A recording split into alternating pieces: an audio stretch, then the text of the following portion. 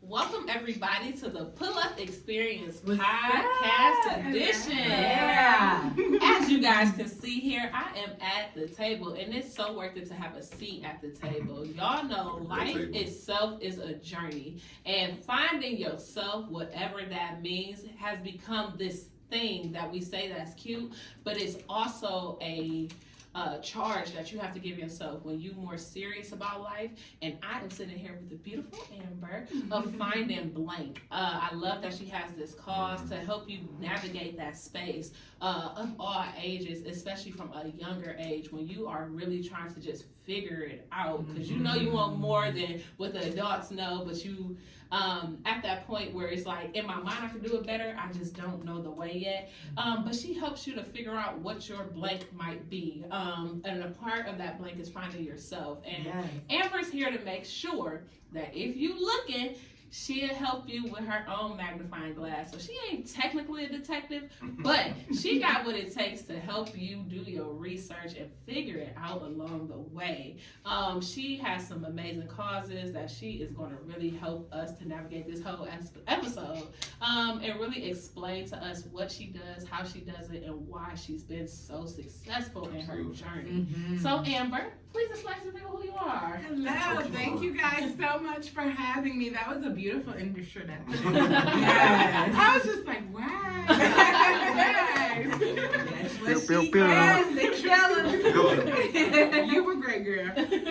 My name is Amber Horton. I am the founder and director of Finding Blank, nonprofit organization here in the greater Cleveland area. We have been in operation since 2016, which was also the year I graduated college and came straight out to get to it. So we are a nonprofit organization basically kind of specializing in youth art activities. So we provide art as a way for youth to kind of like explore and find themselves. So I feel like a lot of the time, you kind of touched on it too, which was kind of the reason why I actually started Finding Blank, is as a youth, especially like I kind of came up with the thought process when I was a teenager.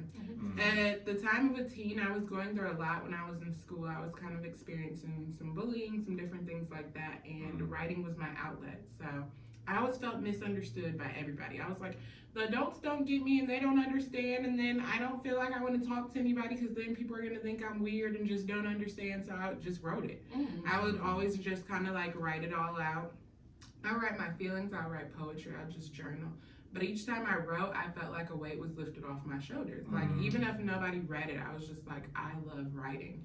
So I wanted to give that kind of same experience to youth and introduce them to different art forms as a way for them to express themselves when they feel misunderstood, and to also kind of like help with mental health issues and different things like that, because I feel like a lot of people feel misunderstood because a lot of people don't like to talk about their feelings because they're thinking about what people are going to say about them. So I figured I'd give them an art way to release themselves. So the purpose of the organization is to kind of introduce them to art forms. A lot of people come and go like, I don't know how to do art, I don't know how to do it. I'm like, it's okay. This is just like a very beginning level. This is a beginning experience to kind of get your feet wet with it so that you can kind of learn some coping mechanisms and learn how to express yourself in different ways. So yes, that is kind of like a brief overview of what Finding Blank is and what we do. I love it because even if you don't want to talk, you still want to feel heard. And like you said, a lot of us are different, and a lot of people, to big themselves up, might project their insecurities on you, and it almost makes you feel as though you're worth less. Because you can't really even explain your worth. Like, you're worth so much, like it's almost like priceless instead of worthless, right? Yes. But I love the fact that you give people a safe space, especially teenagers, that opportunity. So, like I said, you came straight out of college and then still started your own business. So what was that journey like? Because most people are like, I'm not going to college because I'm starting my own business. And you're like, I'm going to college, finishing, getting a little degree on the wall, and still going to start my own business. Yeah, so actually that is kind of interesting because that was not my goal. Okay. No, so fun fact, in my high school experience, like I said, went through a lot. I wasn't necessarily like the stellar student in like high school. I got pretty decent grades, but not stellar. Fun fact, so I had to take an elective in school. I wanted to sign up for home ec and cook every day. I was just thinking about everything I was going to cook and eat every single day. That was smart. And then the school called me about 2 days before school started, said the home ec class was full and I needed to choose another class. And I was like, everything's full now. And sociology was available. But I was like, I was in the 10th grade at the time. I was like, I don't know what sociology is, and I don't want to take that. I want to eat. So I ended up taking it, and I was so mad I had to take it. But it ended up being my favorite class ever, and it was actually intimidating at first because I was the only 10th grader in the class. The majority of the people in the class were seniors and some juniors. So I was like, oh my God, I'm the only 10th grader with a whole bunch of upperclassmen in high school. I was scared. But then I fell in love with sociology. I used to come to school every single day just to come to that class. Sorry, because I'm looking at Keita. She's looking like a blank stare on her face. What is You sociology? got glasses. He need to clean his glasses, y'all. We trying to be twin of them, and he didn't clean his glasses before we started the episode. So sociology. Because I know how you like to people watch. So yeah, let's get formal language. So sociology is actually kind of basically the study of people and specifically the groups of people and how they interact with with each other. So it was actually a very interesting class. So you kind of examine subcultures and different things like that in groups, which a lot of people wouldn't think they're a part of a group, but groups do kind of break down the subcultures. Like hip hop could be considered a group, like art culture can be considered a group, and then you're seeing how those groups interact with other people and they're all kind of in one space with each other. So I love people. Didn't realize it at the time, but like my mind was blown in that class. Like I was like, I love this. Like it was an experience. So when I went to college, so I always knew as early as I can remember, I thought I wanted to be a teacher because I just knew I wanted to like work with kids and help people. Even when I was a kid, I was like, I want to be a teacher. So then in high school, still wanted to be a teacher, but then when I went through my bullying experiences, there was a social worker in the building, and then she kind of became like my safe space and like my safe haven. So like I'd be able to leave the classroom and go talk to her and stuff like that, and I finally felt seen by somebody. Like she would listen to me and like hear me out and like give me actually useful advice, and I felt like for once like you actually understand me. What's her name? Her name was, it was a J. I feel like it was like Shout out to the counselor. Was she like a guidance counselor? She was Yeah. a therapist, so she was actually contracted in. But at the time when I was in high school, I didn't know that. I just knew she was in the office, and she was amazing because it made me feel comfortable coming to school then. Because I was like, okay, like for once, I feel like somebody actually sees me and understands me, and that was like so nice. So I was like, I made up my mind. I was like, I'm going to school to be a social worker and to work in a school just like you, so I can help people that, so I can, because I was like, I understand how it felt to be like at your lowest. So I was like, I want to help people. So knew for social work you had to have your master's. So I was like, that's great. I'll go get my undergrad in sociology and then go straight there and get my master's in social work. Went to college, did all of that, still had the whole plan all the way up into my senior year. That is where Finding Blank became a thing. My senior year, I did a study abroad in Central America. We traveled between the countries of Nicaragua, Costa Rica, and Guatemala. When I went, I was completely ripped out of my comfort zone. I was the only Black person in my group, so there was a total of 7 of us. We all came from different states and different universities. So we didn't meet each other until we landed there on the plane, and all like kind of got picked up, even though we were on the same plane with each other, but we didn't know who each other were. So That beginning of a reality show. It honestly could have been a great reality show because the bonds that we were made in 4 months, it was incredible. It was something.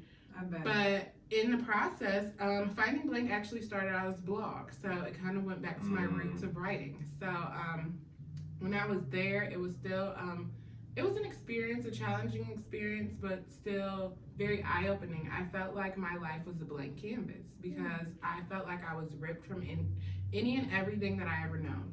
Even like the subsets, like when you see someone, you kind of automatically like judge them, like things you don't even realize. Like, I look at you, you're still a black woman. Like, that's something like straight off the gate. So when I was there, they didn't know what I was. So I wasn't just automatically walking down the street and people are automatically putting me into boxes. I was kind of like, people would come up to me speaking Spanish really fast and be like, I thought you were Hispanic. Like, we never see, because we were in like rural area, we weren't in like the touristy areas. They were like, we never seen like black people that weren't like black Hispanics or black Latinos. So like, I was like, oh wow, like, so I'm not automatically getting judged. You're not automatically thinking I'm stealing stuff. You don't think I'm like violent. So I was like, this is different. So I kind of wrote through my experiences because I felt like I was kind of lost in my own process and journey, because I was like, wow, like I could be whoever I want to be. Like I can learn myself. Like I can recreate myself. So I started out writing, and then when I was at home, people would be like calling me all the time and trying to text me and like figure out what was going on. So I figured I'll just put it on the blog post and then everybody can read all at once, like all of my experiences. So I named the blog Finding Blank because I felt like I was finding different things about myself. So my first blog post was called Finding Amber. And then they kind of went from there. I went all the way from finding courage to finding strength to finding my voice. And I was kind of experimenting and figuring out all of those different things, because I do feel like those were all battles that I was overcoming. Like, I felt like I did have to find my voice. I felt at the time very insecure in the place I was at, especially being the only black person in the entire group. And then like people were coming from like prestigious universities and like different stuff like that. So like finding my voice, I think, was like one of my biggest ones that I was the most self-conscious about posting, because I was like, this one is like me like really truly opening up about like how I feel and like some of my insecurities. And the blog post, like I said, it was kind of meant just for like family and friends, like to just put it somewhere. But then the feedback that I got, I was like, oh my God, like people were like writing to me and saying, I felt these same exact ways and I've like never expressed this to anyone. Like, I'm so happy that you like put this out here. Like, you have no idea how relatable the things that you're saying. Like, I mean, it was like even strangers coming and emailing me and stuff. And I was like, oh my God. So I was like, this is really cool. So then it went further. So the program that I was studying while we were in Central America was called Social Peace and Social Movements in Central America. And it was experiential learning. So we did not go to a classroom the entire time we were there. All of our learning took place with going and talking to community leaders and activists and politicians and nonprofit organizations, and kind of working side by side with people and actually getting into the community. Like, I called it like talking and being with the movers and the shakers that was making the community to community. And I saw some incredible organizations and the changes they were making in the community there. And that's kind of where I had a fire under me when I came home. I was like, there's no way, and I feel like I'm doing a disservice to myself and my community if I don't take some of this knowledge back home with me and do something in my own community. Because like, it was still kind of like I was moved on like a 10-year plan for myself. So I was like, I'll start like my own business by the time I'm 30 and then like settle down and stuff. But it was so heavy on my heart when I came home. I was like, I feel like I've learned so much, and I truly am just doing a disservice by not giving what I've learned to my community. I feel like it's unfair. And I was like, and if they can do it in third world countries with no governmental help or support or assistance or money or backing, then why can't I come back home and do it in my own community? So it was kind of, it actually started off by me talking to my friend when I came back home and stuff, and I graduated, and I was telling her like my 10-year plan. And I was like, yeah, girl, I'm like, when I'm 30, I'm gonna do this and do that and do that. And she was like, so why don't you do it now? And I was just like, for real? It was literally from there. That was my first ever event. She said, why don't you do it now? And I said, okay. And I was like, I want to do an event called The Mix Up. And that is where me and Nakia started together, and she has been rocking and rolling with me. Please explain. I haven't known this. So the mix-up event was, I called it the mix-up because I wanted to be a mix of different things all coming together. So it was kind of like basically just a live showcase, all the way from like poets to musicians to like spoken word to singing to rapping. And I wanted to showcase artists in Cleveland, because my whole thought process has always been, because I said that for the event, is if you get enough like-minded people in the room together, you're gonna ignite a spark. Oh yeah. So I was like, I want to bring, because I was working with the movers and shakers here, and I was like, I want to work with the art world and the art community here. So I was like, what better way than to bring those people together? And then I wanted to support Black-owned businesses. So I got Nakia. So the mix-up was on Valentine's Day. It's a Valentine's Day event. So for couples, we gave them a bottle of 2U wines. At the time, was it called? It was too nasty. It was my dad's wine. It was my dad's wine. So we started off with too nasty. Check out episode. Keeping it 100. Don't forget that part about the name. So it was fun. So I wanted to basically I wanted it to really truly be a community. So I wanted to bring together like the artists, but I also wanted to support Black business all the way from the ground up. So brought in a Black-owned wine company. The space that we used was a Black-owned space, like rental company. Brought in a Black-owned catering company, and then I even had live painters there. They were all Black too. So cool. And couples, if they came, the couples came, they were able to get a bottle of wine with their purchase, and then they were able to get everyone was able to get hors d'oeuvres and stuff, and then it turned into open mic. But the tickets, we sold the tickets. And the ticket sales actually went to giving back food for the homeless on Easter Sunday, because we figured Easter was kind of like a time of the year that kind of people don't think about. Like, people think about like giving back Thanksgiving and Christmas and different things like that, but we're like, Easter is a time that everything is closed and people are with families too. So we wanted to sit back and take all of the money raised from that and go back and give out bagged lunches to the homeless on Easter. And we had volunteers come, and we went down to Public Square and we set it up and made the sandwiches, made the lunches, and then kind of dispersed and walked around the downtown area and handed them out with the proceeds from the event. So it was my friend, I will call her out to this day. Thank you, Jamira Taylor. Yes, Jamira. Shout out to Jamira. Friends you need, though. She was the one that told me. I was sitting there telling her like my whole idea, and I was like, yeah, girl, and I'm gonna do this one. And then she was just like, do it. In that exact moment, I planned the entire event. I went and instantly called the person that owned the space, and they were like, yeah, like, we'll do it for you and stuff. And then everything from there kind of snowballed, because it was my first time ever doing anything, but I felt like I had so much excitement and adrenaline going that, like, Brandon, you want your money right. And it was actually my first ever event, and it sold out. It sold out before the event even happened. It sold out about 2 weeks before it took place, and it was a great event. And then from there, it kind of, like I said, it all kind of snowballed. Like, I had all these visions and dreams of what I wanted to do, but I guess at the time I didn't believe in myself to think like I would be able to do it. Like, I was just like, yeah, in 10 years I'll do it. Well, I love that, because you said a lot. What I heard first that I really want to commend you on is you took the steps, even if you were forced into these spaces, your discomfort or your uncomfortability has really propelled your trajectory in life. And I love that you, like, as bad as it sounds, like, because sometimes we don't trust ourselves, but you trusted yourself in the process to say, if I got to do it, fine. I'm just going to make the best out of it.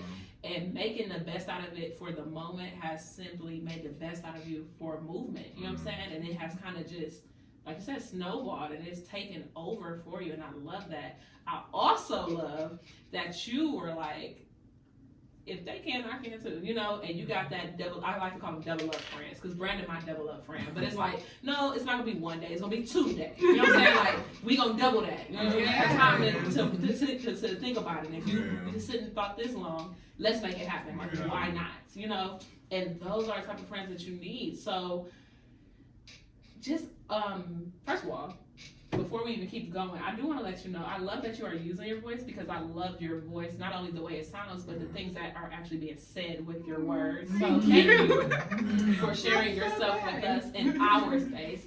But tell us more about that journey, because now you have amassed so much of trusting yourself in the process, believing in yourself, and it might just be through doing the work, but how has that been for you to navigate from I'm gonna try it to I'm gonna do it. Yeah, I'm gonna get it done regardless. How has that been? Because it's tough. A lot of people get stuck there. I think, well, first off, I'll say I talk a lot and I talk long. We love it. That's podcast. That's right. That's the fun part. They know I'm Yeah. I can go. I actually think what you just said is kind of like my thought process behind almost everything that I do. Like, you touched directly on it, of being uncomfortable. So I actually tell myself, because fun fact, before I went on the study abroad, I am like a huge self-sabotager. So I was terrified. I was absolutely terrified to go. The university I went to, they actually really pushed study abroads. I was, from my freshman year, I was like, there's no way I'm going to another country to sit back and live with people I don't know and speak languages I can't speak. I'm not doing it. I went to my senior year, my advisor pushed me into it, and I was just like, Even all summer long, I was like, I'm not gonna go. Something's gonna happen. I'm not gonna go. Got to the airport, missed my flight, and then the person at the counter was sitting back telling me, oh, you need a visa to go to that country, and da-da-da-da-da. And I was like, no, I don't. And then I was like, you know what? Actually, it's okay. I'll go. And then just so happened, her boss was walking by, and then she came in and just rerouted all my flights, so I was able to still get there on time. But, like, in the moment, like, I was really thinking in my head, oh, okay, I'll try back down to Columbus and register for fall semester classes. I'm not going anyway. So I really did go, but then from there forward, I always told myself, be in uncomfortable spaces, because the only way you're going to grow is if you're uncomfortable. If you're in your comfort zone, you're never going to grow. Yeah. We usually drop bombs. Brandon made these pre-recorded bombs like a voicemail from the 90s. And it just sounds like... So we've taken away his phone camera, but he really now just has to do his own voice effect. Right. It's a mess. We're working through it. That's really the title, by the way, Steve. That's really the title right there. Being uncomfortable to get to where you need to be. Like, I think that's a great segue. I think a lot of entrepreneurs, they get comfortable and they stay there, and that doesn't not gonna create growth. Not gonna be able to scale. It's not gonna be able to take you out of places that breed new opportunities. So thank you, by the way. Yeah. Oh no, thank you guys, because that is basically where I feel like how I have gotten to where I have been is because I purposefully put myself in uncomfortable situations, because I will go into something and say, ooh, this feel uncomfortable. We gonna go head first. Because I do feel like you grow from being uncomfortable, because I feel like my entire experience there was uncomfortable, but it was comfortable. Yeah. But it was uncomfortable because it was something was new to me. But I feel like you can't grow or learn anything if you're not doing anything new. If you're doing the same thing all your life, you're not learning anything new.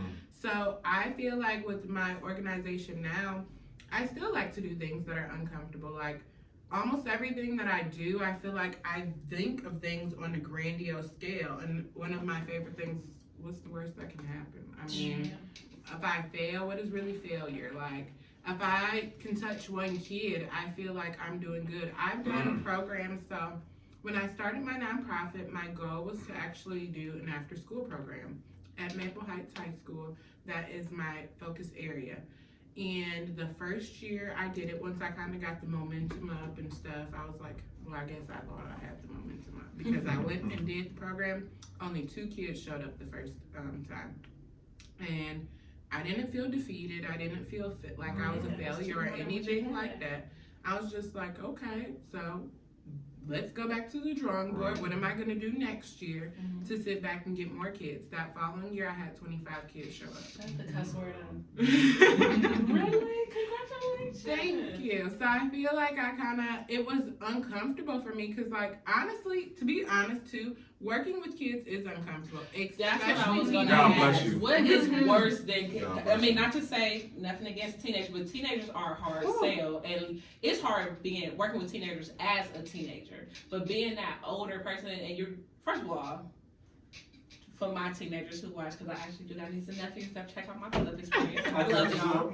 But they are critics. They have the most to say and not a dime to spend. And they are, I mean, but they keep me on point. I will say that they are the most creative, the most innovative thinkers. Mhm. And sometimes it's tough to take their very honest opinion about stuff. So how do you navigate that? Because as a teenager, for me, it was tough. I've always been thick glasses, Gap, dark skin, like it was up and it was stuck. So I learned how to fight. For anybody who's still learning, I didn't go watching now trying to get on the pull-up experience.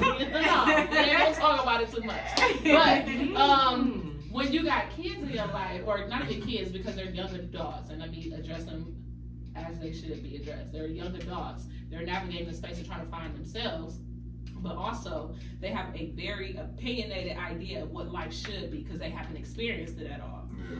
So how do you do that? Because that's a journey in I itself. had the patience to do that too, because you gotta have a level of patience that Woo, honey. God, you have not given me, Lord. And Brittany got Let teenage me kids. interject before you answer that, because I've seen her in action. And also your family helps a lot with you, and it's a family thing. They support you wholeheartedly. I love it. Thank you. My grandson has actually been a part of Amber's classes and events that she's given, and he loves it. He loves We it. love Carson too. Yes, and it's like she provides them with teachers and people that they can relate to. I was That gonna say, brings do that y'all learn how to speak artistic. their language? Yes. And it changes. Yes, he Ooh, girl, enjoys do it it. so much. Yes, I'm and so like, she is number one with that. So Thank yes, you. yes. I honestly believe that what I do is just meet them where they at. Like, I feel like that is working with all age groups, because I do programming all the way from K through 12.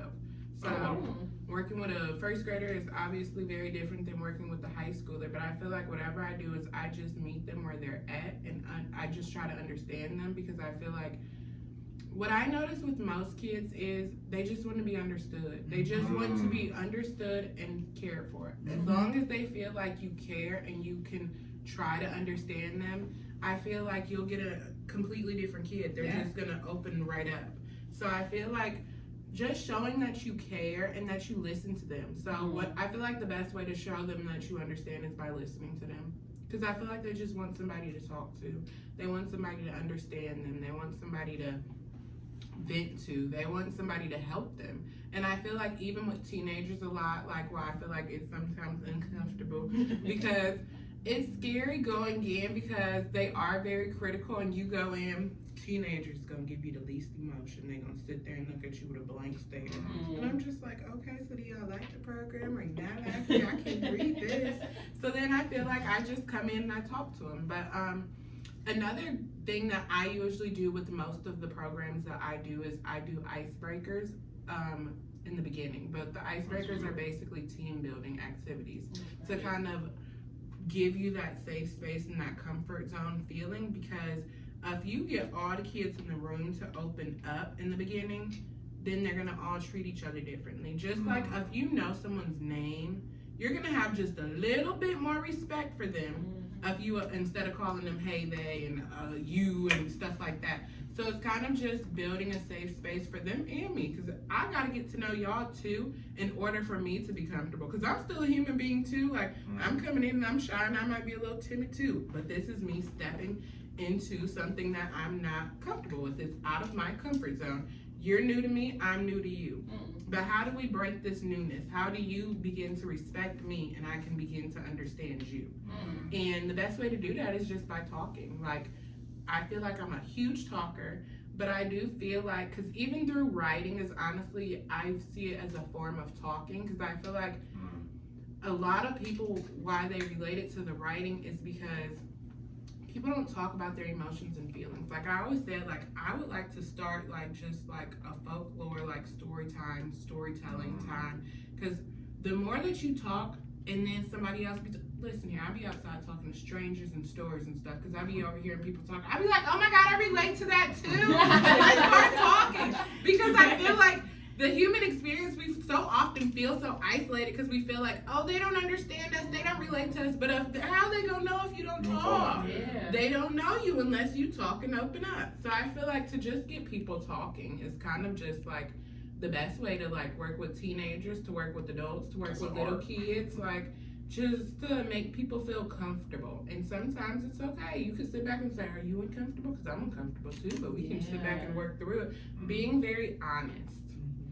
I love that, because I do believe as much as I believe we're all special, I don't feel like any of us are unique. I feel like there's always like somebody who's going through the same experience as you, or who has navigated the same experience as you. And like you say, you won't know until you start to express your differences. A lot of us just want to fit in, but the best way to fit in is to talk about how you stand out. And then you'll notice there's other people who fit in that same space with you.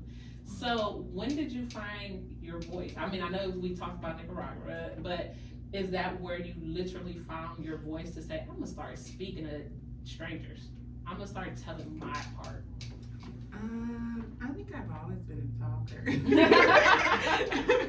Yeah, I think I've always been a talker.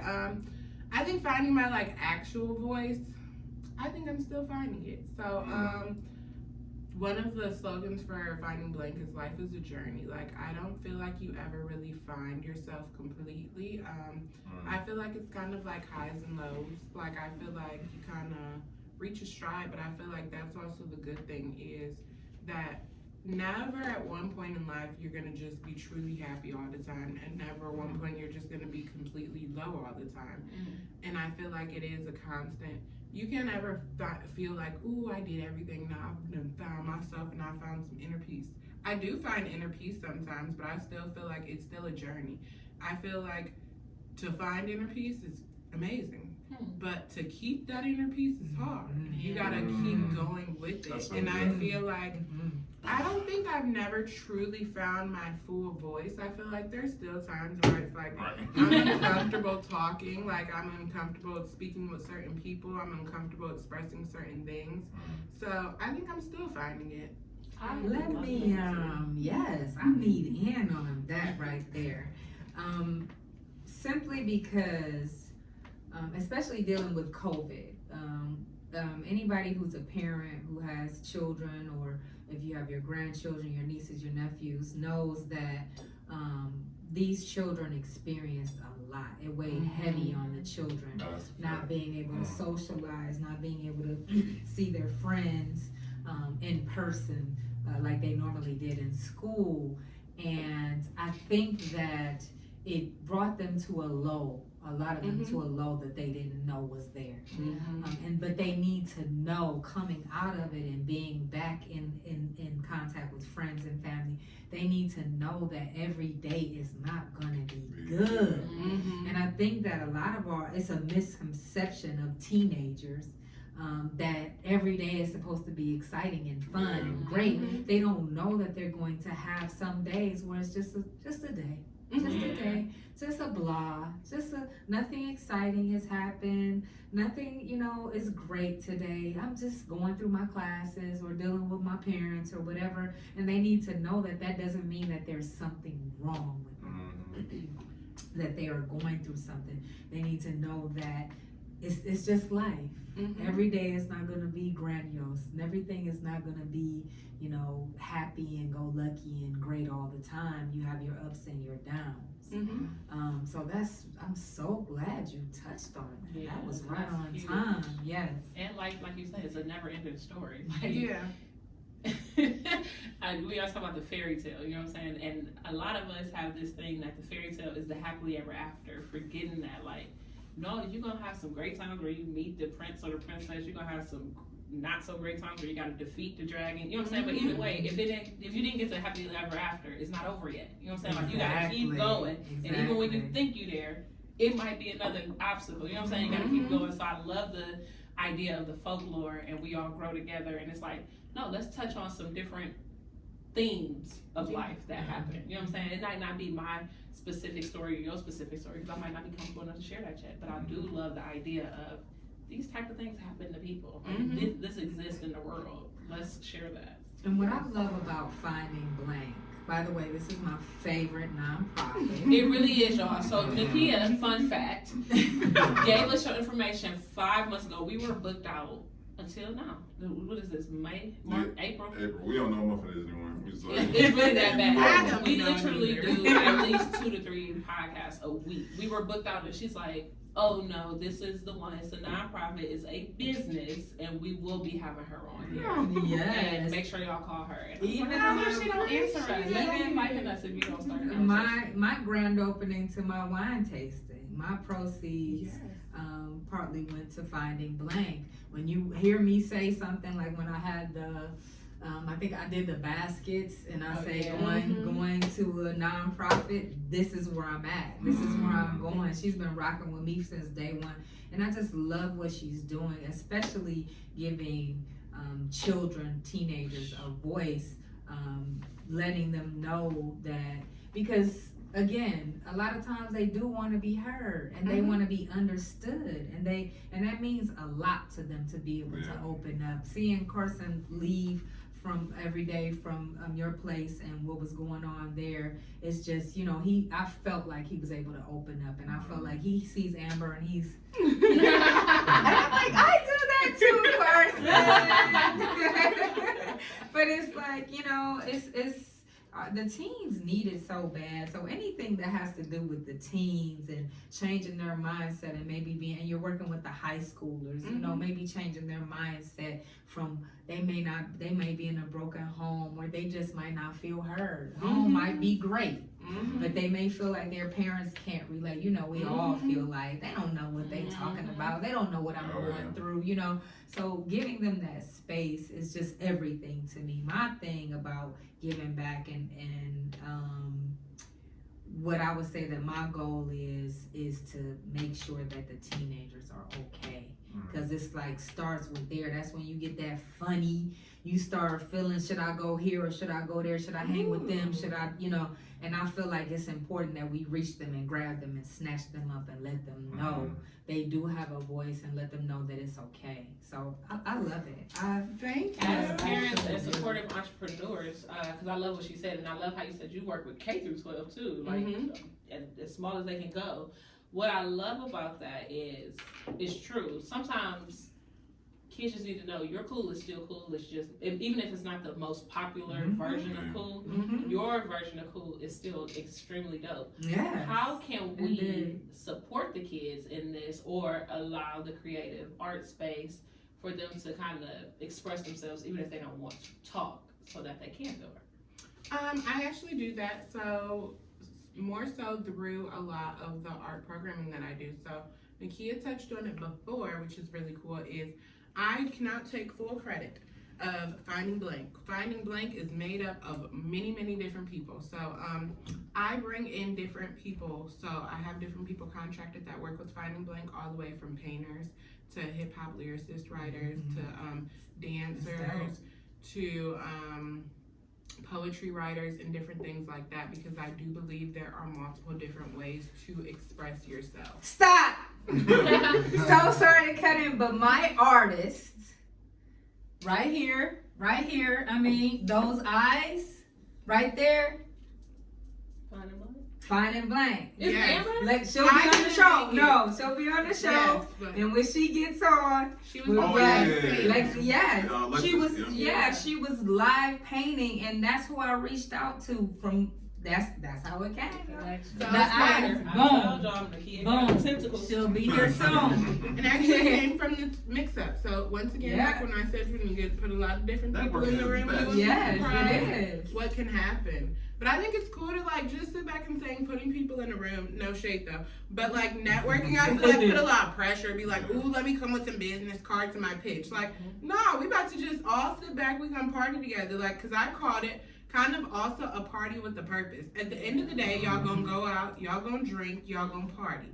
Let's do it for a purpose And not just the purpose of like giving to my organization for me to give back to the community. I want to introduce these Black people in this community so we can become a closer knit community where we can all my help type of each other. person. And she's super damn fun and dope. Oh yeah. My Oh type of yeah. girl. Think you get me. And so and this is for our audience because I want to get to the mechanics of it all. Because I think it's someone in our audience who would like to start a nonprofit tomorrow.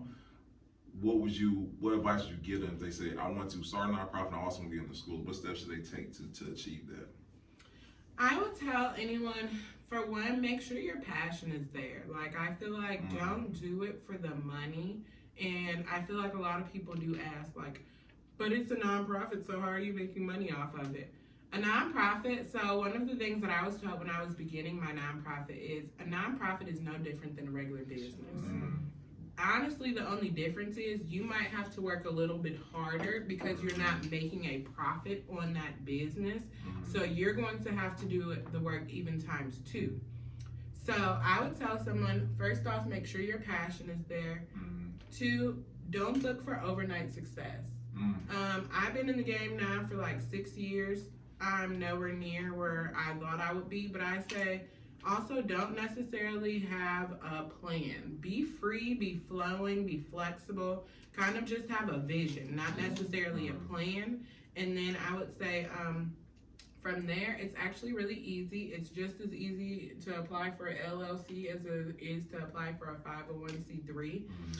Actually, the majority of the work comes in from the funding. So it's actually really easy to get nonprofit status from the state. It's the funding that takes time. So I'll also be honest, you probably will not receive grants your first few years. So when it comes to grants and funding, they want to see that you are established, that you have a structure, and that you have been in the community doing the work. So before they give you money, they want to see you doing the work. So I actually came out of my pocket myself for my first few years. I think last year was my first time actually getting substantial grants to even pay for anything and pay for staff. So I was actually even paying for staff out of my pockets and stuff like that. So it truly was just like a passion of mine. And I'm not saying that everybody has to, like, if you start your own, you're going to have to pay out of pocket on your own. But sometimes I don't think it's necessarily about the status of having the 501c3, because I wasn't 501c3'd until about 2.5 years into the game. I just was considering myself, this is the name of what I want to do, and I'm just going to go out here and do it. Right. And then I became 501c3'd, and then it kind of started rippling from there. But when I became 501c3'd, I wasn't able to just go out and apply for a grant the next day and get it awarded. So I would just say, for anyone that's looking to start a nonprofit, don't necessarily look to start a nonprofit. Look to give whatever service you're giving and start out by giving that service, and then I believe the rest will kind of come. Because I think that's great what you just said about. Did you do any fiscal? I'm sorry to cut you off. Did you do any fiscal agents with your grant writing in the beginning, or you waited till you got fully 501? I waited till I fully got 501. Okay. Yes.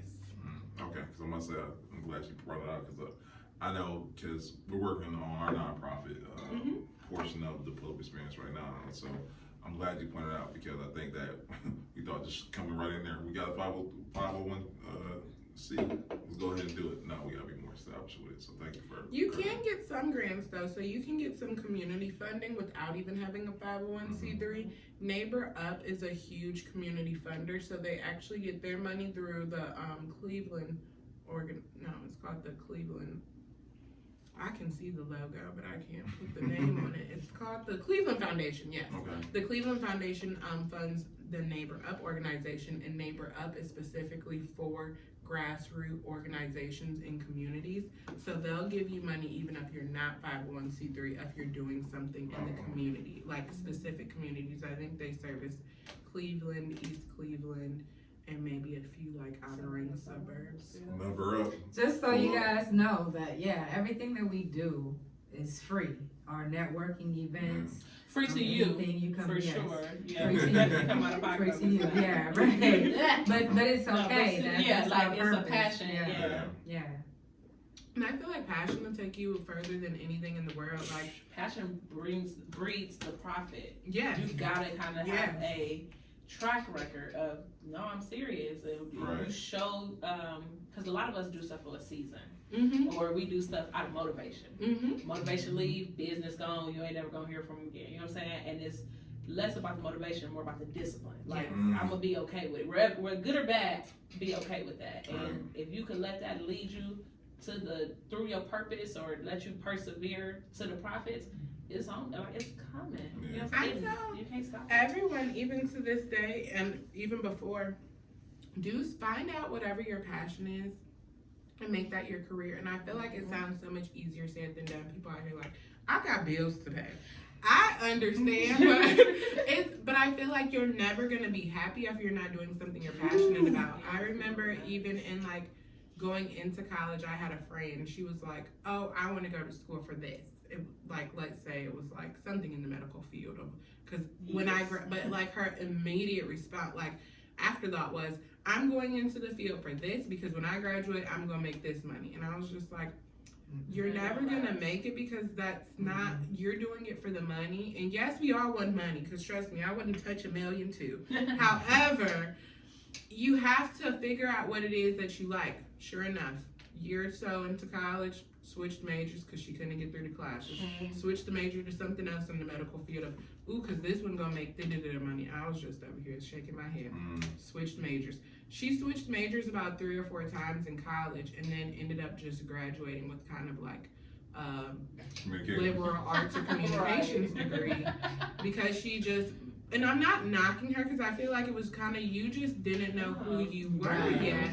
But that's why I tell people, even like when I talk to teenagers, like, I go like, so what's your life plans? It's so funny because they all clam up as soon as you ask them. They're like, I don't know. Or, I mean, college isn't for everyone. And I'm like, whoa. That's not what I'm saying, because college is not for everyone. You don't need to go to college to do what you want to do in life. Yes, college is great, and it's not just for the educational purposes, it's for the social skills that you make. It teaches you discipline, if nothing else, because I don't think you graduate college because you're smart. I think you graduate college because you were disciplined enough to push through, because it is hard. Just to see if you can complete something, if you can sit in something for long enough to learn it. And let's not forget, and you the pay networking and the experience is legit practice to be like a real adult. Like, it's like it's like adulting on a very like bird's eye view scale. Like, like you gotta be able to get yourself up. Can you wake yourself up? Can you cook in the microwave? Like, can you just be okay? You know, all of us couldn't take home back. You know, right? We had to figure it out. We had to figure it out, but. I totally agree with that, and I graduated valedictorian in my college with my degree, and I totally am for that whole not going to school to be Black girl magic. I'm technically using so it, but what? on I a more don't care. personal, I'm not building somebody else's business. It's more like I'm still gonna forge my own path and help others. But you may not have used necessarily the quote unquote degree. But you did. But you work. used the experience that you learned It's from unbelievable. college. Yeah. And like I said, it's definitely, if you need that extra 4 years to practice, it's definitely a great practice round. I mean, I can go break down all the things that you can learn from just going to college. Learning how to talk to people, learning how to carry yourself in a professional environment and manner. Oh, we're Like, jumping on now. all those different things. But I do think it's kind of just all boils down to what you're passionate about. And I feel like as soon as you do remove the money aspect, and the younger that you can, and I completely understand, because I know people are going to be like, you got a lot of nerds back and talk about me wanting some money.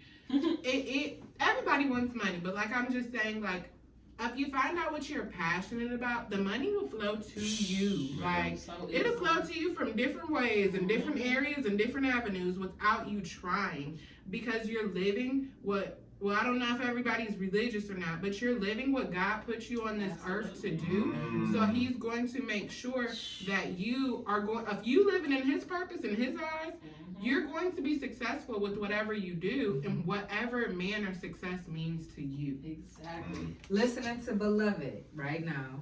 So glad I finally listened. But she went to college. She did all that hard work. Michelle Obama.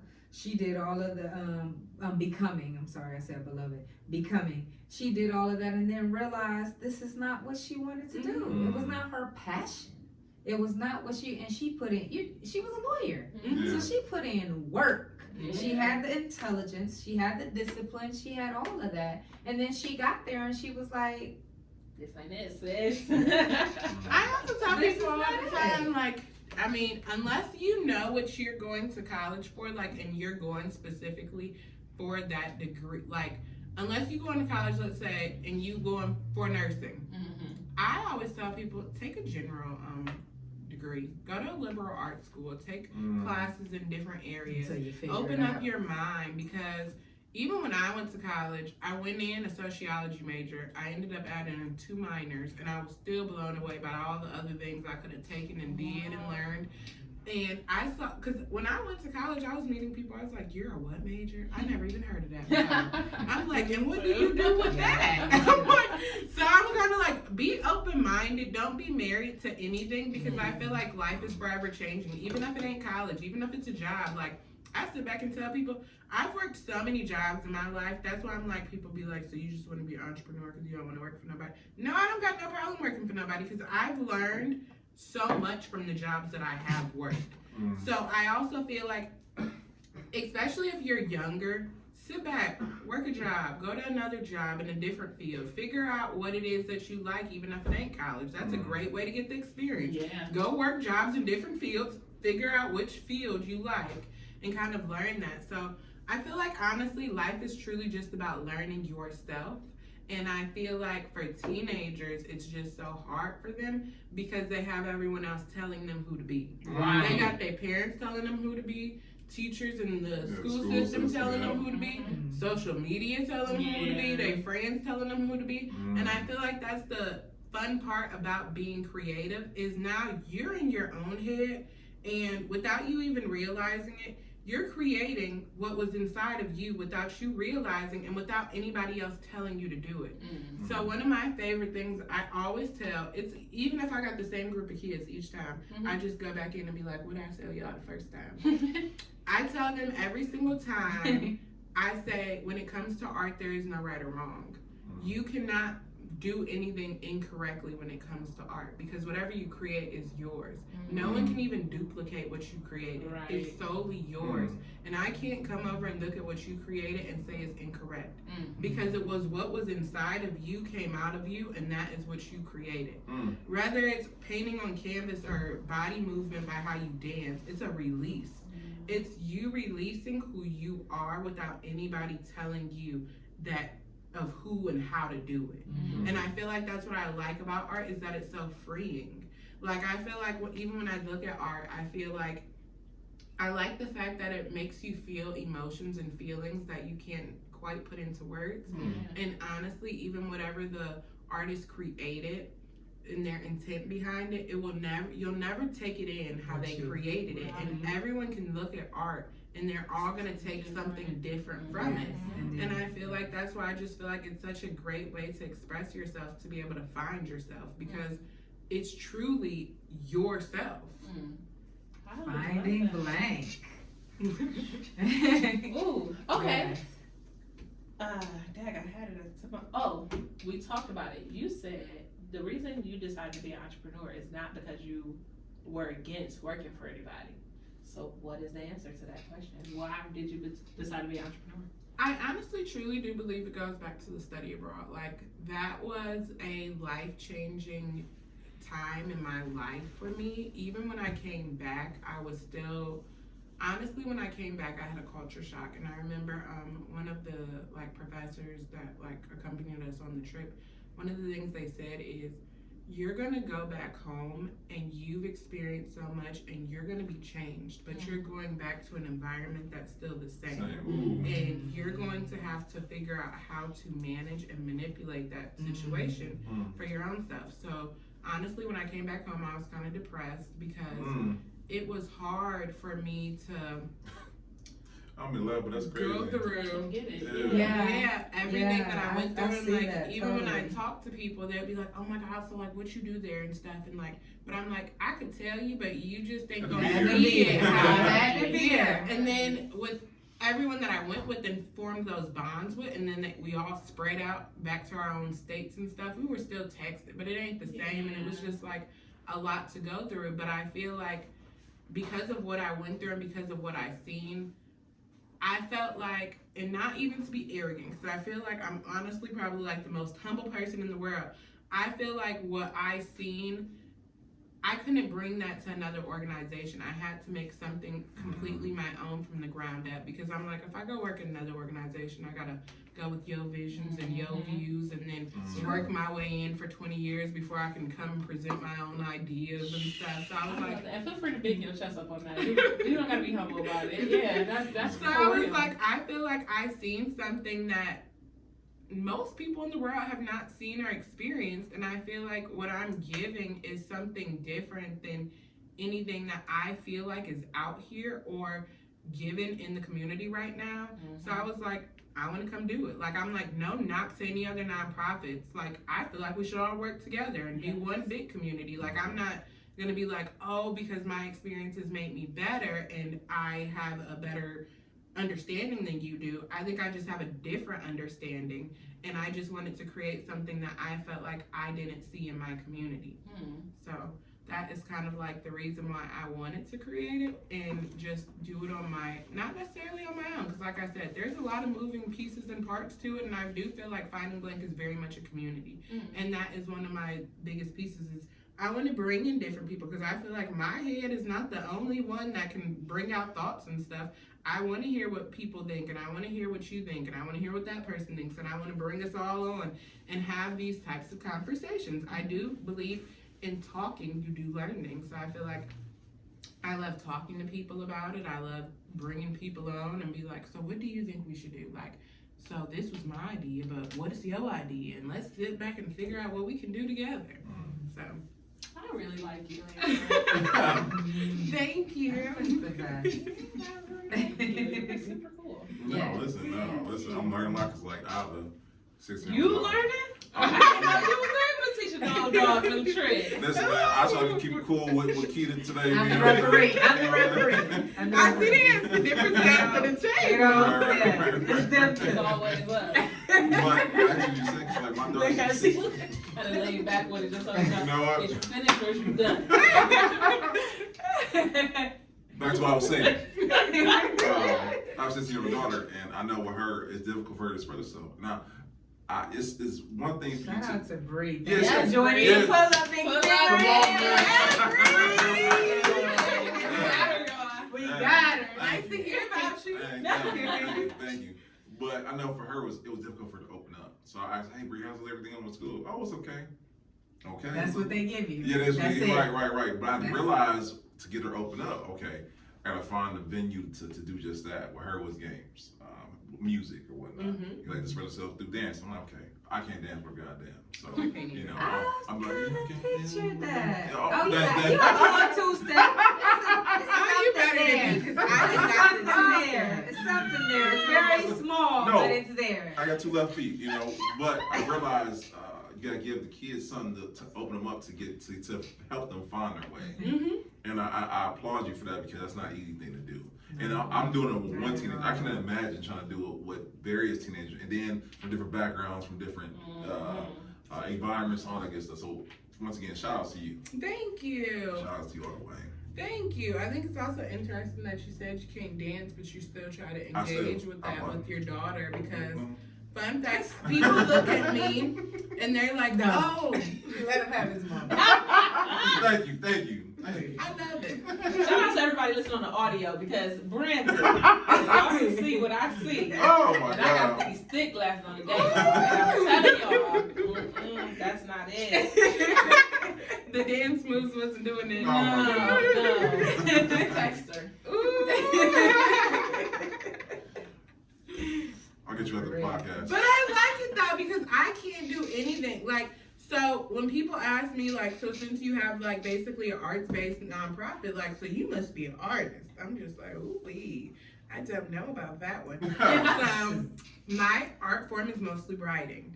So people are just like, so you can paint and you can do this and do that. I'm like, I can do basic level everything. Yeah. But I feel like that's the cool part about it is you don't have to be an expert in it, because that's what the kids tell me all the time. It's, I don't know how to do it. I don't know how to do it. You don't got to be an expert in it, because at the end of the day, art is gonna open up your mind and it's gonna free you. Like, it's so beautiful. I'm telling you, like, to sit back and honestly, I feel like that's what keeps me going. Like, it gives me some type of inner peace and like happiness that I just smile on the inside.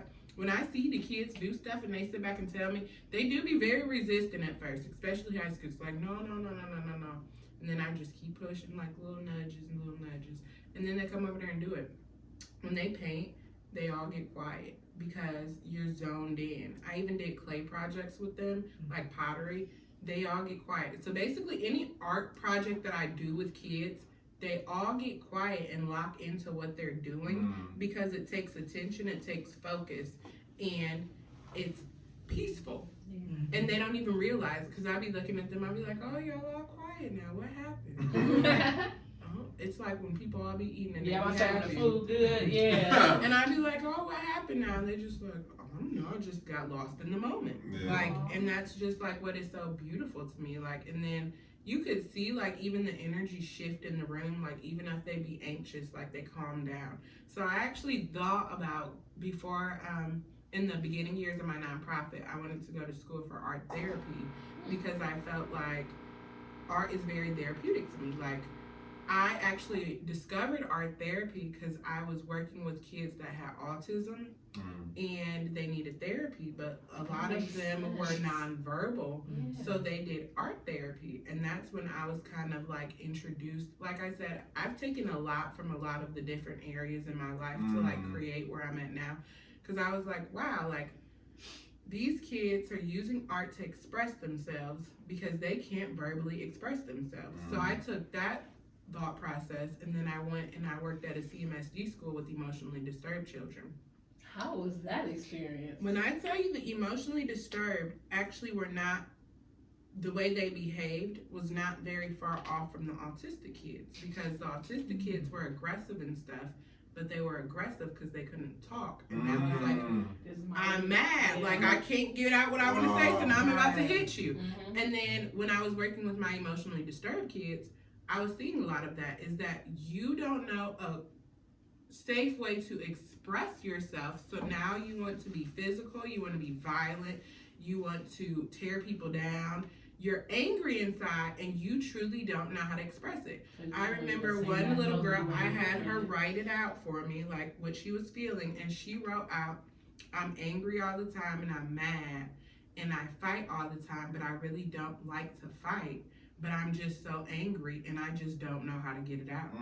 And I'm like, y'all can also benefit from some art therapy, because I'm like, a lot of the time, especially with kids and with our minority kids in like rough areas and different things like that are in violent areas and a lot of traumatic backgrounds, they don't have the vocabulary to express how they're feeling. They can't, they'll sit back and tell you I'm mad or I'm frustrated, but they don't have the vocabulary to get to the root of what they're, of the why. They don't have that. So I feel like talk therapy doesn't work for everyone. And I was like, and especially for kids. So I was like, what if we used art as a way for them to express themselves? Because they can't do it verbally. And that's kind of like, I was actually already doing the nonprofit at that time, but it was like one of those things. I was doing the nonprofit and seeing at that time when I was at the school, I think I was like 23 or something, how it really can help these kids. Like, I never did it at the school I was at, but I was like, I can see though how this would help them. And I think that this would be really good for them because art is very therapeutic. And I see that still to this day when I see them work. I see them get zoned in and I see them relax. Like, you can see it all. Like, you can see the whole body relax. You'll see their shoulders relax. You'll see their jaws unclench. You'll see them get zoned into whatever they're doing, even if it's dance. So another one that I always get a lot of pushback on is, I don't know how to dance. I don't know how to dance. I'm not doing that. I'm going to look silly. They might go to the back or whatever, but after a while, you're moving your body as a form of an expression. It feels good. So they all end up coming out of their shell. I don't think I've ever done any type of program that I have not seen all the kids get out of their shift, even if it's 2 kids in a room. So, fun fact, the program she was talking about, her grandson came to, it was a summer camp program I decided to do because I wanted to give kids a safe space to come in the summer when school was out. I only had 2 kids show up. We still ran it for the entire time, and those 2 kids, I believe, benefited. I think Carson enjoyed it, and he liked it, and I was like, even if I could sit back and just work with 2 kids, 2 is better than none, and I'm making a change in getting to know these 2 kids. And I feel like they even kind of came out of their shell because I believe truly that is what art naturally does. Like, I don't feel like there's any type of rhyme or reason or gimmick or like any type of concoction you can mix up. I just feel like art is freeing. Like, even for my own stuff, I feel like art is freeing to me. I always tell people, this might be a little older for the little kids, but it's funny, I tell my friends one of my favorite things to do for self-care is to put on music, be in the mirror, and dance naked. Because I'm just like, I love being able to get into my own body, to be able to like love on me, and to be able to move my body. Like, Turn into tweet. No, I'm cracking up. Turn into tweet. I'm cracking up. Let me tell you. I'm telling you now.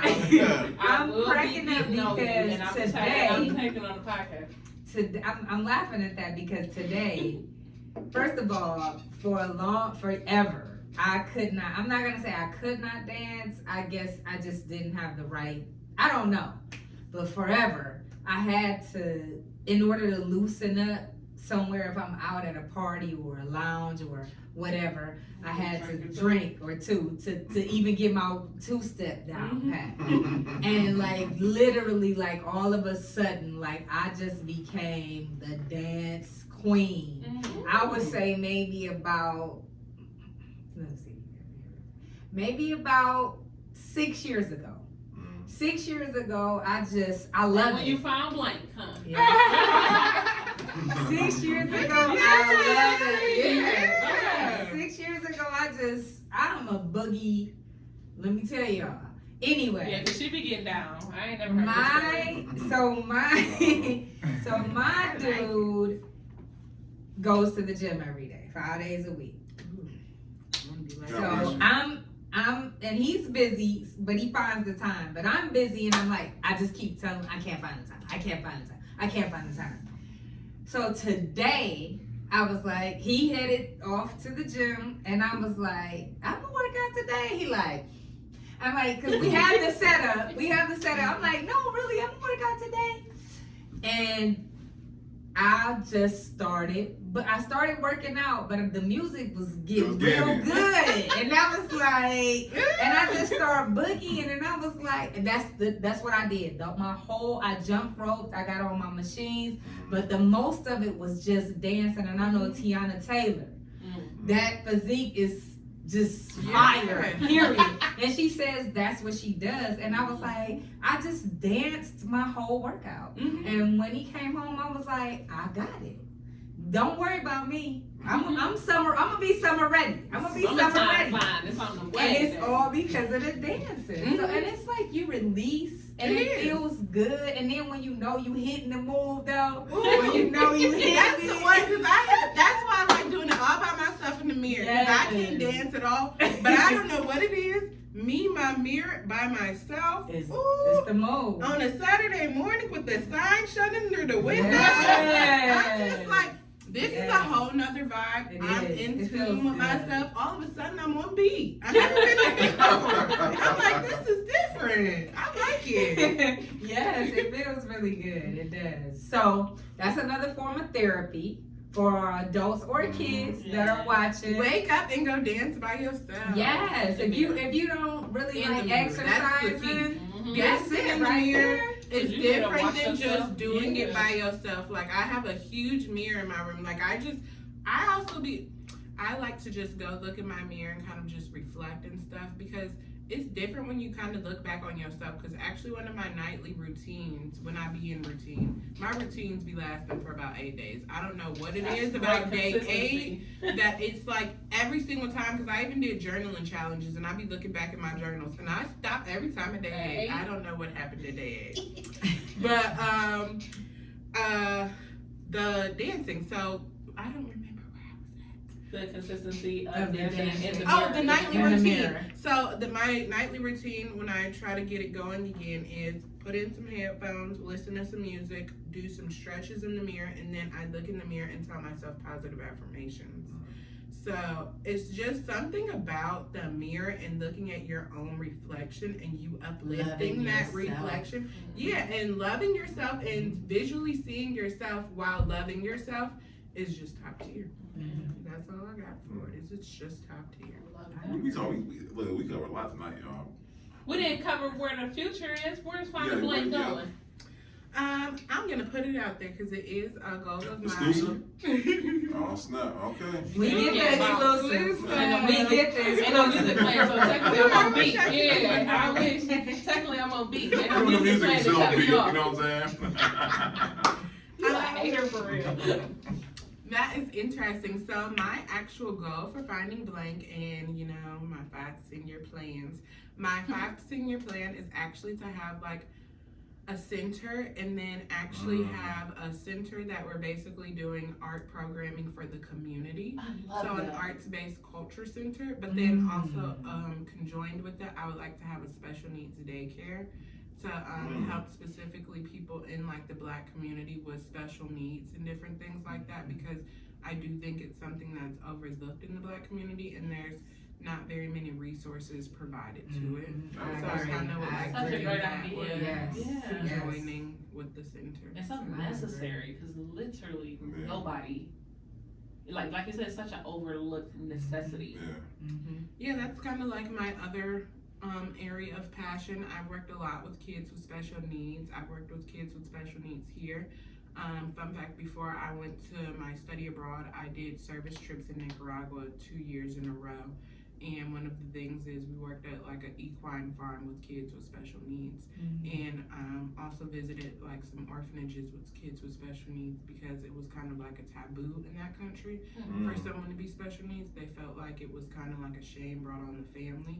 So it was And it has very historic little- roots like that too, with people are special needs. They almost feel like she said, like shame the family, like you failed as a parent to be able to birth a kid who has special needs. That's so cool. and that's one of the things of why I wanted to like do it specifically in the Black community, because then even when I came home, I worked with an organization that serviced mostly kids with autism, but usually most kids with autism are dually diagnosed with other things as well, especially when it's severe. And a lot of them were more affluent white families, and the cost of providing good services and programs and stuff for kids with special needs are so expensive. And almost everyone that we serviced were affluent white. I mean, people coming from all across the country, like, have money like that. And then when I went to the school, I worked with the emotionally disturbed, but I also did see special needs there. And I just looked at the type of programming that they were provided and the services they were provided in the inner city. And then that was just like so heartbreaking to me, because I'm like, they just don't have the same services in specifically the Black community, and I would just like to kind of shine more light on that in the Black community. You are so Amber. You're so cool. Thank you. So one last question. Yeah. Because you really killed it, and I'm so glad that you came today. She might I not. almost did not make it today. And literally, I was like, I'm coming. I'm just gonna come. And I'm so happy I did. I'm so happy it was. Like we just said, no matter who you serve, there is power in positioning, and being in the right rooms with the right people at the right times just matters. So even though Brandon was here, it still was like so awesome. You're very like, I feel like a very like calming, like peaceful, like spirit. We love her. It's the wine. Wait, no, It's the because I wine. was gonna say, I feel like you still like the turned up friend too, because I feel like they're well rounded. I like that. And I need my Here. I got you for sure. For sure, I'm gonna set that up. But another question we love to ask all our guests, because you were so amazing today. Right. Yeah. But what are 3 things you would like anybody who's watching this podcast to take from this episode? I would like 3 things for anybody watching this podcast to take from this episode. One is love yourself and don't be hard on yourself. Life truly is a journey. You're going to have highs, you're going to have lows. None of them will last forever. So whatever you do, love yourself. If nobody else, you feel like you ain't loved by nobody else, just know to love yourself. Look in the mirror, tell yourself you love yourself, affirm yourself, and just love on you. Because no one else will love you the way that you love yourself. No one. Self-person is a gift. It's a skill. Self-love is true, but I also don't want anybody to get it confused that it's just an easy endeavor that you go on. No. It's a journey and it is a challenge. Like, self-love is not something you just wake up and be like, ooh, I love myself today.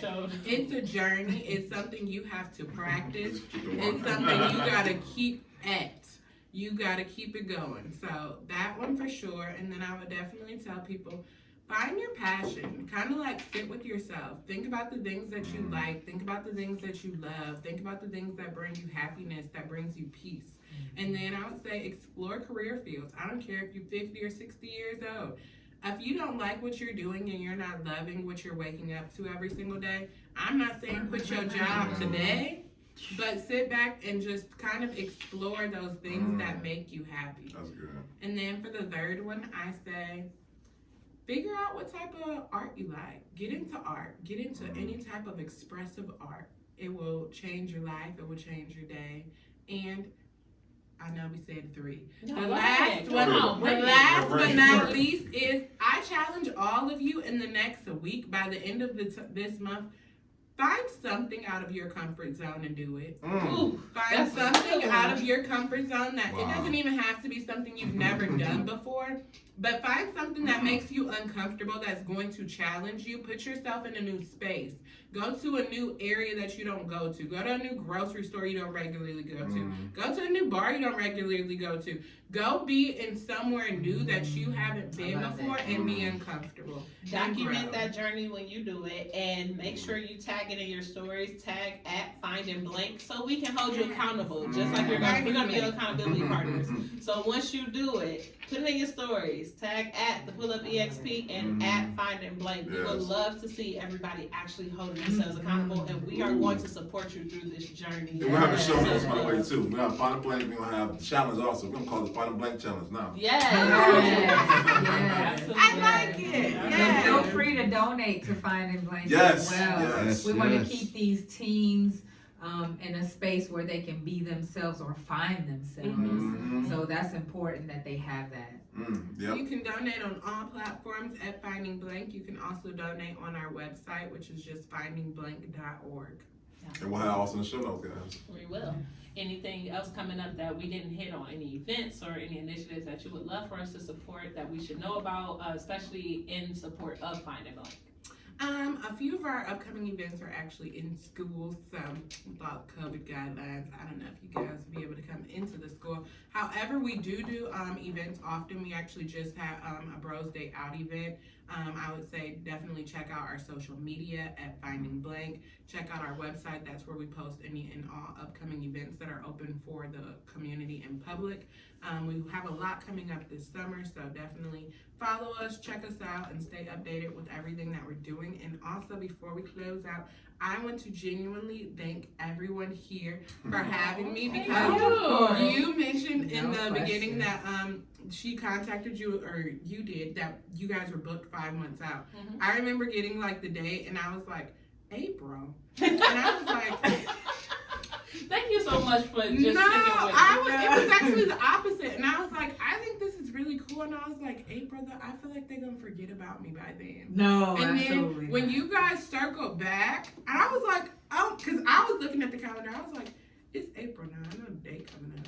And then I was like, and Brennan is fired officially. Brennan is on the talent. Shout out to Bree. Yes. No, but I was like, you guys actually remember, and that made me feel like so special. I really forget you. You know how you have that myth of somebody, and you're like, okay, we gotta get them. And first the kid would have demoed us anyway. We had it in our head. It was like this mythical entity, and it was like, we're going to get Finding Blank on our podcast. We have made it our business to showcase the entrepreneurs who are doing something for-profit, non-profit, just those who are really in the community, building our city, and those who don't always get the same. We don't do the same 7. No shout out, no shade to the same 7, but we all know the same 7 people in the city doing everything. And there's so many amazing people who don't get the flowers they deserve at the time. So we love you because you just came through and family, Blew it up. Thank you. I was just gonna say, I want to give a shout out though to all of the other nonprofits, and even if you don't have a nonprofit, if you're doing anything in the community, if you're helping out these youth that are going to be our future, I thank you and I salute you because I understand the work that it takes, and I just ask that you keep going because we are all needed. Yes.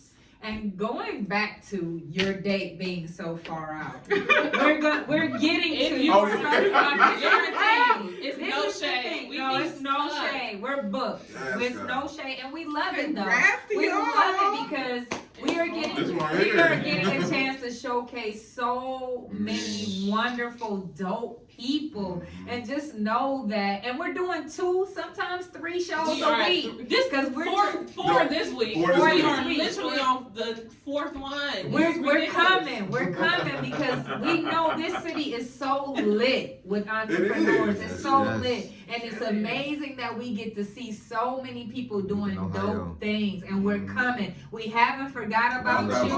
We're booked. We're not Hollywood, y'all. And Brandon is fired. Don't worry. Don't worry. We got somebody. They will be in contact. It's almost embarrassing when we approach certain people. We say 6 months out. And It's they be almost like, embarrassing. that's Like, a wait, little far. what? Like, hit me back later because I don't even know if I'll be available at that time. It's just because we're trying to literally highlight everybody because everybody's doing big things. And can I just put this out there too? Like, I want to just thank all of you all, not even for having me here, but everything that you're doing is so needed because I feel like we're in a period in life that I feel like there's just so much hate, the energy's so low, and I feel like to sit back and bring people together, to highlight people, to make people feel good about themselves and what they're doing, what you all are doing is pouring love out into the world and into the community and creating a community. This is a community that you're creating by bringing people together and uplifting them, and I just feel like I want to give everybody a break. Yes, and this is about to be our thing. Yes. This is going to be our thing.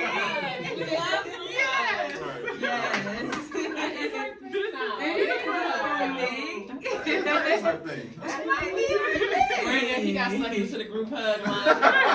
He love it on the love. But and so while we got on tape, so can we have a find and blank pull up experience mixer now? Oh, absolutely. Ooh. Indeed. And her mixers are pop up, and they her mixers are Let's mix it up. Yes, we had a masquerade one for Halloween. yeah, we we did did. a little bit of I feel like I I so much fun. Yeah, I forgot everything I used to do So before y'all COVID. heard that. You putting her on wax now. Right. This is It's good as official. a contract. Yes. We will be back. For the Oh. mix up, the masquerade balls, the everything. And all of it. And guess who's going to pull up? Oh. The pull up experience. And it's going to be a full experience. That's good stuff right there. Yes. That's good stuff. She good. Thank you We have to call so her. much for coming on, Amber. Thank you have guys been truly, behind like, the from the scenes, bottom and of I my wanted heart to- for having I was me. like, you have so much to do with 2U Wines in so many ways, and everything that you're doing is just Amazing. top tier, I top love tier, her. top I tier. love you. Yes. See, I love God all is of good. that. You over to the It comment. was, I was so, because I messed up my eye and I was like, I'm not coming up with them purple glasses. But I am so, you made a way. They break dance, but you can't see that part. Are really You see nice. I this can part. see The that frames part, are and nice. I also see the what is it called when it be the two-tone like that? Yes, Oh, the frames are I nice. can't even Oh, tell they're you. expensive, you know what I'm saying? They're nice. Oh, she They like a That's- little that's baddie true. over here, okay? I was trying to compete with Brandon because he always wear his. I was like, well, we gonna be Wonder Twins. We really gonna make this thing Right, work. because we already Oh, thinking do like you already, you know what I'm regularly wear saying? contacts? Yes, and that's why I messed my eye up, and now I had to wear glasses. Fun fact, I always wanted to wear glasses and have braces because I think they're so cute. Shut up. I'm about to get glasses and braces only because I don't want to wear either one. I think it's cute. I'm only getting it just because it's a part of the journey. I'm finding myself. I love it. So we gotta pay some bills. Sorry, because we gotta make sure we insinuate 2 wines, guys. Come on with it, money. Come The on. most lit in the city, you guys. Handcrafted, black woman-owned boutique winery, guys. Located at 4425 Mayfield Road, South Euclid, Ohio, 44121. Open Thursdays through Saturdays. You can get a bottle, you can get a glass, or you can get one of the infamous wine slushies from the city. And I tell y'all, it's not just me. It's the most fun you will have for the most affordable price, guys. It is an experience. Every time you are able to get with Nakia, meet her, she's such a genuine soul, as you all are able to hear and see in the podcast. Absolutely. But to able to get her to yourselves, not for too long. Also, make sure you always leave me a bottle of Cabernet. It's the black label at the top, guys. That's what I like for Beneficial Bay. Also, we also want to shout out our other podcast sponsors. Shout out to Social Masters. We know when you are networking, as we said, building and growth and being in the right rooms is important. Not only for that moment, but to be able to have a lasting and make a lasting impression. We all know paper business cards are dated and people don't use them as much as they used to. We also can't just be giving out our Instagram, though you guys can follow me at Beneficial Bay or the podcast at the Pull Up Experience. You can also follow Amber at Finding Blake. But if you ain't got time to type that in real quick, Social Master provides cards, credit card type of business cards with the QR code on there. You get close enough to it, you don't even really have to scan it from your card. You get close enough to it, your phone is scanning for you. You click the link, it opens up. Not only will you have the information as far as our names, our business names, our website, payment information, PayPal, What's dope? Square, what is the other one? Cash App. Whatever you use to make sure you send us some money on these beautiful businesses, we got you. Also, all social media links will be there. You hit it, save contacts. You'll hold down on our profile photos. Make sure you add it to your contact list. You got us forever. So even if you have the best intentions and want to get back in touch with us, you can. We also would like to shout out Tower City. They will be sponsoring not only our 50th episode, Cinco de Mayo. It's actually going to be 6 de Mayo, you know. But we're going to be drinking like it's Cinco de Mayo still. We're going to be sponsored by 2 Wines. We will be getting together for our 50th episode. To culminate. All of our alumni, we want all of you there. I will be there. Yes, we will absolutely be there. We Yeah. got to get all our alumni together just to let you guys know we appreciate y'all just pulling up on us and creating the experience. You know, we are here to, roll the cameras and give the questions and the unhums, but you guys really make it something special and different for the city, and you really allow us to show that it's more to Cleveland than LeBron and Bone Thugs. So thank you for being you. The last thing, Bone Thugs. oh yeah, for sure. Come on.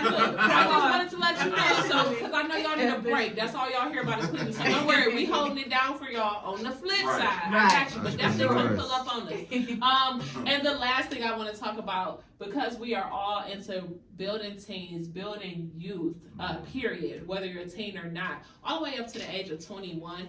If you are or know someone who is starting a business, wants to be an entrepreneur, whether nonprofit or for-profit, we will be doing a full-fledged pop-up shop for teens on Juneteenth weekend, Father's Day weekend. It'll actually be June 18th, and we're going to actually kick it off with teaching each other how to find the right target market, how to find the right setup for your vendor table, how to find the right pitch for your business, and also how to find yourself and be okay with being in the process, because it can be a lot. But we also gonna find you some money, right? So the next weekend we're gonna have a pop-up shop at Tower City, similar to the real Black Friday, but on a much younger scale. It's gonna be like the Black Futures Month, right? We already did Black History. That's done with. Let's talk about what's next.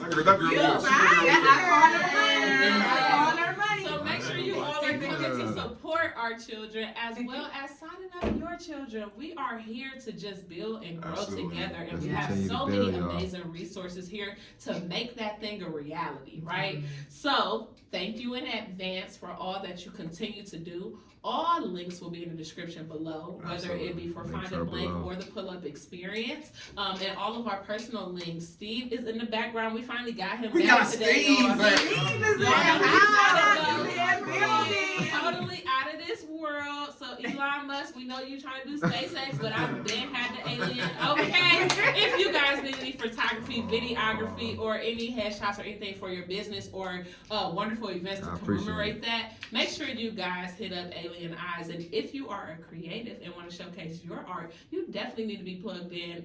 Follow at Alien Eye Player, because he got a lot of affirmations, a lot of spoken word, and songs that you can get down to, especially in the morning when you are in the mirror dancing to yourself. That's all I got to say for right now. But did I miss anything? Y'all? No, Yeah. absolutely You the not. intro killer and Yeah. the closer. No. I might do intros, but my bro here, Not Your Average Agent, is the major closer. If y'all are thinking about a home in the city of Cleveland or surrounding That's areas, you want. make sure you hit my boy up. It's definitely the 2U. If you ever Yes, want to it know how to is. let it all flow or get too nasty back in the day, definitely get you a bottle of 2U. I'm telling you, it's affordable, it's tasty, it's no muck. And you can never go back to like regular grocery store wines once you have a real handcrafted sommelier. So make sure you stop by 4425 Mayfield Road, South Cleveland, Ohio, Our official 44121. spokesperson. Thursday through Saturday, because we are No more gathered gas together. station wine. No, it's not the same. Let really it go. not the Let it go. same. It's not the same. That's funny. Episode You can't go 41. back. Episode 41. 41. Oh, let's go. You are Thank you Yes, guys. definitely. And so next time, guys. That's right. Be good or be real good at it, y'all. See you. Bye. Thank you guys for having me. Oh,